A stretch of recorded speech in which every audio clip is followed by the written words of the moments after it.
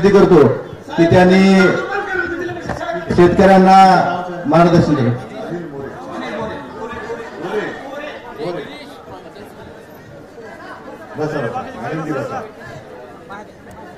माझ्या शेतकरी बांधवांना आणि भगिनींनो,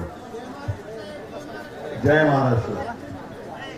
सगळे शेतकरी ऐकणार आहे नाही, कारण आता काय झालेलं आहे, चोर तो चोर म्हणजे चोराच्या उलटा बोंबा असं सरकारचं काम आहे। हेही बोलायला कमी नाही करणार की उद्धव ठाकरेंनी मुंबईतनं माणसं आणली आणि त्यांना धोतर टोपी घालून बसवलं, हे चोर आहे सरकार।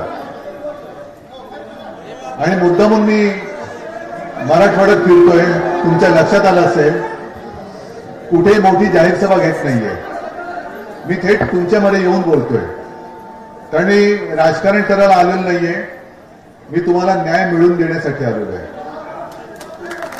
आता अनिल दादा बोलत होता, त्याच्या काय बोलायचं, हंबरडा नाही फोडून चालायचा। आता यांच्या विरुद्ध हर हर महादेव म्हणून मोठी आरोळी ठोकली पाहिजे। हर हर महादेव या मैदानामध्ये किती फसवणूक करायची। म्हणजे मधल्या काळामध्ये आपत्तीनंतर मी जेव्हा आलो होतो, नंतर आपण एक मोर्चाही काढला। आपले मुख्यमंत्री काय म्हणाले, इतिहासातलं सगळ्यात मोठं पॅकेज, आणि तेव्हाच मी बोललो होतो की इतिहासातली सगळ्यात मोठी थाप आहे ही। आता ती विचारायला आलो तुम्हाला, तुमच्या पत्रात नेमकं काय काय पडलेलं आहे। आता इकडे जिरायती जमीन कोणाची आहे, बागायती कोणाची आहे, त्याच्याप्रमाणे जे काय पॅकेज जाहीर झालंय, जमीन खरडून किती लोकांची गेले, त्यांना किती मिळालेले आहेत। बरं, एवढं बेमालूमपणाने सगळं बोलायचं, पॅकेज मोठं जाहीर केलं, पण ते जाहीर केलेलं पॅकेज आतापर्यंत माझ्या शेतकऱ्याच्या हातात ते तुटपुंज तर तुटपुंज आलं का नाही? काय त्या पॅकेजला सुद्धा खेकड्यांनी भोकं पाडली की काय? खेकड्यांनी भोकं पाडली, जसं मागे त्या धरणाला पाडली होती तशी पॅकेजला तुमच्या भोकं पाडली की गेले मधले पैसे? आज आम्हाला उत्तर पाहिजे। हे जे धान्य आहे, म्हणजे अन्नदात्याला तुम्ही सडलेलं किडलेलं धान्य देताय, लाज नाही वाटत या सरकारला? लाज नाही वाटत या बेशरम राज्यकर्त्यांना? सगळे तांदूळ बघितले आणि आपल्या अंगणवाडीत किंवा मुलाबाळाने हे खायला देणार। हा, म्हणजे तुम्ही सोनं पिकवायचं आणि तुम्हाला खायला काय द्यायचं? माती का? कुठला न्याय? आणि सरकार दगाबाज सरकार आहे, आणि दगाबाजाची दगाबाजीच केली पाहिजे, दगाबाजाची सरळ वागून चालणार नाही। आज मी बोलायला आलेलो नाहीये, मी तुम्हाला हेच सांगतोय। आता तुम्ही जे बोललात ना, तुम्हाला मी बोलतं खरं आलेलो आहे। ज्या वेळेला हे सगळे सरकारची लोक येतील, मी म्हणे काय निवडणुका म्हणून आल्यात, असतील निवडणुका, पण निवडणुका आल्या म्हणून तुम्ही आपत्ती काय स्थगित करताय काय? आपत्तीला आम्ही स्थगिती दिली, आता सुद्धा ढग आहेत, मग पावसाला स्थगिती दे काय? निवडणुका आहे, आचारसंहिता लागले, हे पावसा पडू नको तुला स्टॉप वर्क नाही ना? मग माझे शेतकरी जो रडतोय, आता येताना सुद्धा मी बघितलं, शेतात उतरला होता, ओमदादा होता, कैलास दादा होता, शेतकऱ्याचं सगळं उद्ध्वस्त झालेलं आहे। पीक विम्याचे पैसे किती लोकांना मिळाले नाही? अरे तुम्ही खोटं बोलताय नाही, थांबा ना, तुम्ही खोटं बोलताय। तुम्ही म्हणाल असं कसं? काही लोकांना मिळालेत, किती मिळालेत? 2 रुपये, 3 रुपये। आता अंबादासकडे गाडीमध्ये असताना एखाद्याला 6 रुपये मिळाले, कोणाला 21 रुपये मिळाले। मग पीक विमा उतरवताना तुम्हाला किती पैसे भरावे लागतात? अर्जाला किती भरावे लागतात?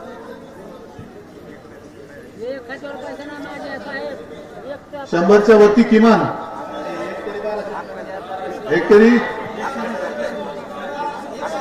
1200 रुपये, एकरी 1200 रुपये, बरोबर? मग ते पिकाप्रमाणे असतात। परत सोयाबीन असेल तर अमुक, आणखीन काय मका असेल तर, ज्वारी असेल तर, काय असेल ते असेल, आणि नुकसान पूर्ण। आता ह्याच्या पलीकडे नुकसान आणखीन काय होणार?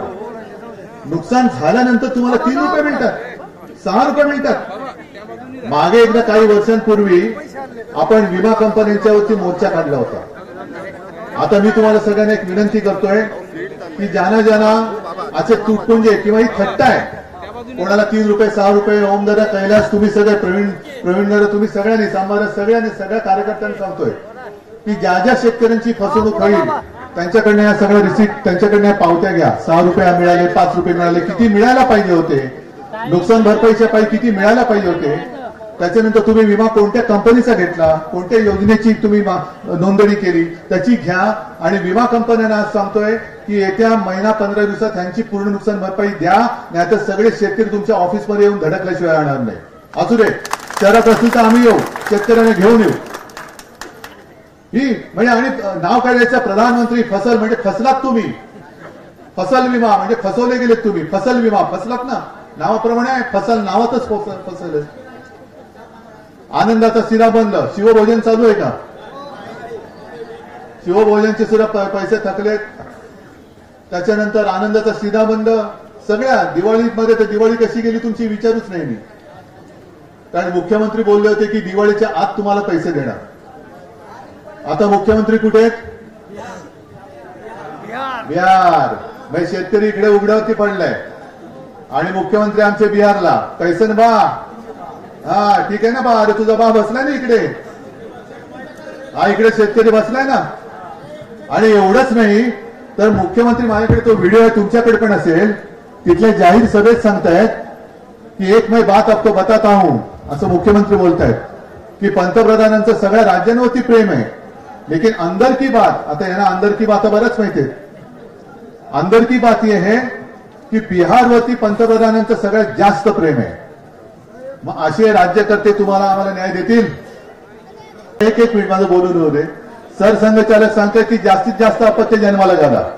मग एका घरामध्ये सासू आणि 2 सुना असतील, आई आणि 4 मुली असतील, हा अशा ज्या काही एकत्रित कुटुंब असेल तिकडे तुम्ही 2 जणीने देणार म्हणजे कुटुंबात भांडणे कोण लावते?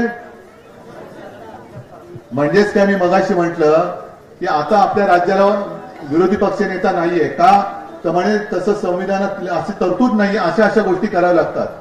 मग संविधानात नसलेले उपमुख्यमंत्री सुद्धा नाहीये. म्हणजेच कोण आहे? एक आहे अनर्थ मंत्री, एक नगर विकास मंत्री आणि तिसरे गृहकला मंत्री, घराघरात भांडणं लावणारे. आपली जी मागणी आहे ती मी सोडणार नाही, फक्त तुम्ही साथ देणार आहात की तेवढं सांगायचं. जी तुमची मागणी आहे, माझी मागणी नाहीये, ही मी शेतकऱ्यासाठी लढतोय. हेक्टरी 50,000 रुपये मिळालेच पाहिजे, बरोबर?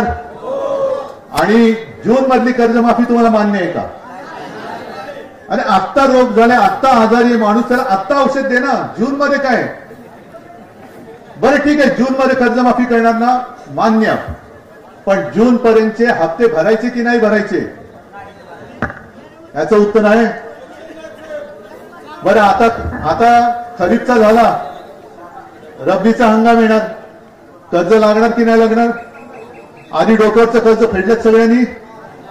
अजित पवार म्हणतात तुम्हाला सगळंच कसं फुकट द्यायचं, हातपाय हलवा जरा. मी मागाशी म्हटलं शेतकरी हातपाय हलवतात, तुम्ही काय हलवायचं ते ठरवा आधी. नाही म्हणजे तुम्ही सुद्धा हात ओलांडून सही करा ना कर्जमाफीवरती, असं माझं म्हणणं आहे. असं माझं म्हणणं आहे. माझा शेतकरी हातपाय हलवतोय. आणि आता अनिल दादा, तुम्ही जे सांगितलं आम्हाला कर्जमाफी नको का, आम्हाला हमी भाव द्या, आम्हाला तुमच्या उत्तराची गरजच नाही. जे शेतकरी कष्ट करतो त्या कष्टाचे मोल द्या. गेल्या विधानसभेत जेव्हा आम्ही फिरत होतो त्याही वेळेला तेव्हा सोयाबीन हातात होतं, कापूस हातात होता, सगळं पीक हातात होतं, पण हमी भाव नव्हता. आता हातातलं सगळंच गेलं. गेल्या वेळेला शेतकऱ्यांनी जी मदत केली, जी मेहनत केली, त्या मेहनतीचं सुद्धा तुम्ही दाम देऊ शकले नाही हे सरकार. ना कापसाला हमी भाव देऊ शकले, ना सोयाबीनला देऊ शकले त्यावेळेला जो पाहिजे होता तो. आणि आता तर सगळंच गेले. मग शेतकऱ्यांनी करायचं काय? शेतकरी काय भिकारी नाहीये. शेतकरी काय भीक मागायला या अजित पवार आणि या सरकारच्या दारी नाही आलेला. शेतकरी आपल्या हक्काचा दाम मागतोय. तो जर का त्याला मिळवून दिला तर शेतकरी तुमच्याकडे सारखा फुकट घेणारा तो काय भाजपचा सभासद नाहीये की आम्हाला ज्यामुळे 50 खोके घेतो आणि भाजपा देतो. नकोय आम्हाला तुमचे खोके नकोय, आम्हाला आमच्या घामाचा पैसा पाहिजे. हा माझा कष्टकरी शेतकरी आहे, जगाचा पोशिंदा आहे. आणि त्या शेतकऱ्याला 50,000 रुपये हेक्टरी मिळालेच पाहिजे. आणि कर्जमुक्ती ती सुद्धा लवकरात लवकर आणि विम्याचे सुद्धा पैसे मिळालेच पाहिजेत. म्हणून मी आता रस्त्यावरती उतरलेलो आहे. मध्ये आपण एक संभाजीनगरला मोर्चा काढला, पण आता जेव्हा मी तुम्हाला हात देईन तेव्हा तुम्ही सगळे शेतकरी म्हणून एकवटले पाहिजेत. आहे तयारी? कारण आता हे सरकार जशा निवडणुका येतील तसं हिंदू मुस्लिम करायला लागले. मग हिंदू मुस्लिम केल्यानंतर मराठी अमराठी करायला लागले, मग मराठीमध्ये सुद्धा मराठे तर करायला लागले. म्हणजे तुम्ही आम्ही एकमेकाची टालकी फोडायची आणि मस्त तेल मालिश करून झोपा काढायच्या. तुम्हाला आता शेतकऱ्याची ताकद दाखवायला पाहिजे. जर तुम्ही आता परत फसणार असाल तर मग तुम्हाला कोणी वाली राहणार नाहीये. निवडणुका येतील, निवडणुका जातील, सरकार येईल, सरकार जाईल, पण सरकार असं पाहिजे की माझ्या शेतकऱ्याचं ते पालक म्हणून तिकडे वावरलं पाहिजे, शेतकऱ्याचा पालक व्हायला पाहिजे. आणि जो नांगर तुम्ही जमिनीत फिरून नांगरता ना, तेवढी धमक तुमची पाहिजे. या सरकारची सुद्धा ही नाचलेली कुजलेली वृत्ती आहे, ती सुद्धा तुमच्या एकजुटीच्या नांगराने जोपर्यंत तुम्ही नांगरून टाकत नाही तोपर्यंत सरकार तुम्हाला दाद देणार नाही. आम्ही तुमच्या सोबत आहोतच. पूर आला तेव्हा हे सगळे स्वतःच्या जीवाची पर्वा न करता तुमच्या सोबत उतरले होते. आलं होतं कोण? सरकार दरबारी जे काय आहेत त्याचा एक तरी कोण आला होता? बरं, केंद्राचं पथक आता आले असं म्हणतात, पाहिलंय?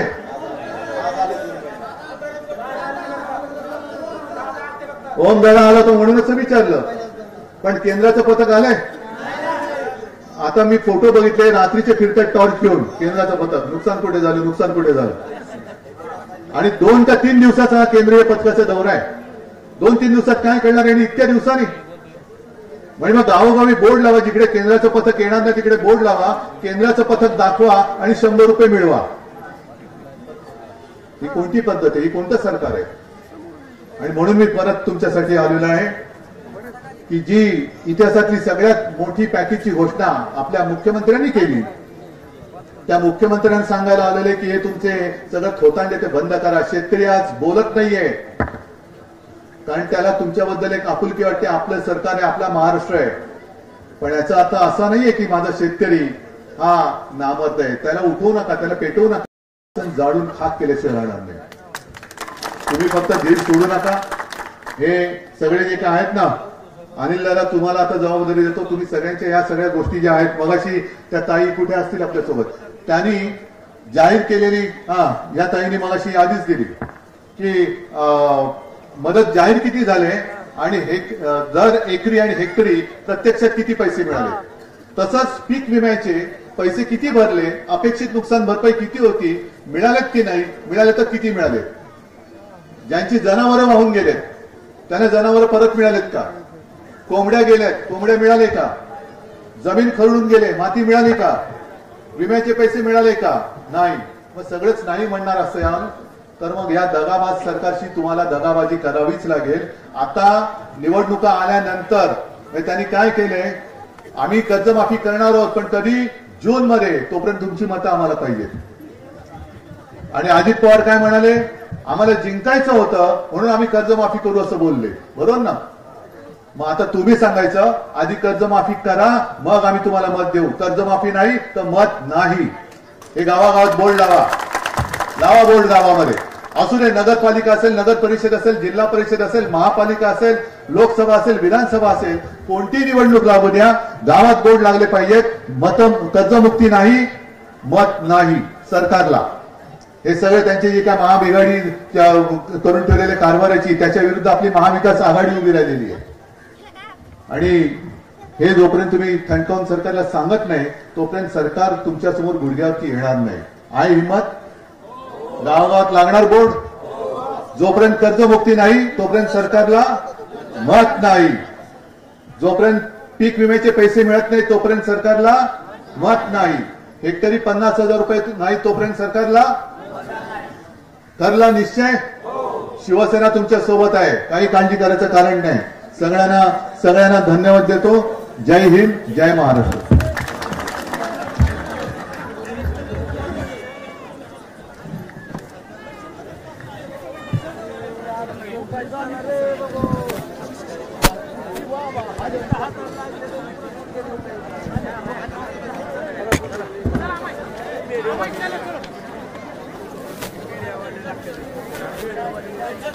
चल